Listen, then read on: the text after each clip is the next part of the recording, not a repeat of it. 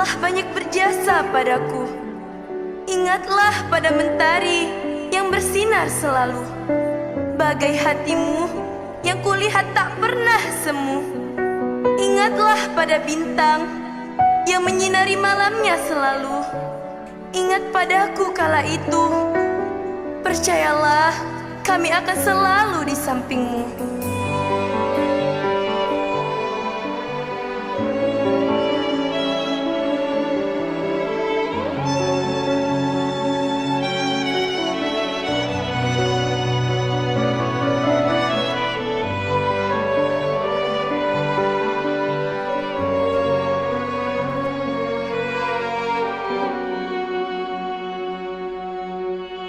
Seperti pelita di tengah kegelapan. Assalamualaikum. Selamat Hari Guru 1 Malaysia.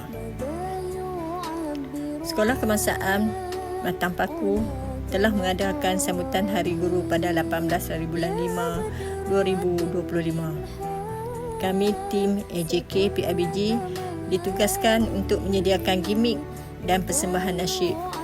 Pada mulanya agak buntu untuk kami mencari idea yang terbaik untuk membuat kejutan kepada cikgu-cikgu di Sekolah Kebangsaan Batang Paku.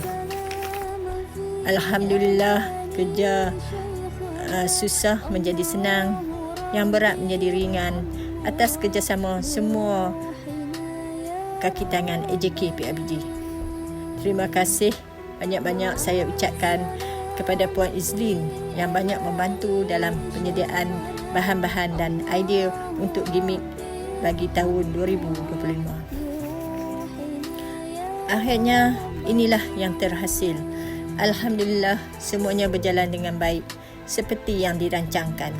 Terima kasih juga kepada NYDP, Yun dan Man yang amat sporting kerana sudi mengikut tema bagi tahun ini, iaitu tema Arak.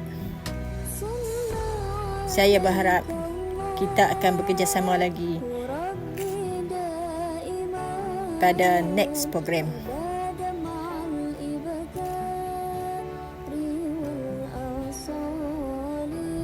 Tema Arak tahun ini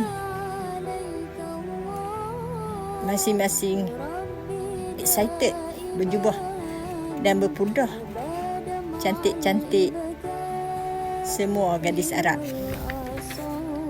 Ni Arab Malaysia, nampak mata saja. Saya ucapkan terima kasih pada semua AJK, PIBG. Dengan kerjasama kamu semua, kita dapat menjayakan Hari Guru pada tahun ini. Tanpa anda, siapalah saya. Sekian, terima kasih. Kita jumpa lagi di next program. Assalamualaikum.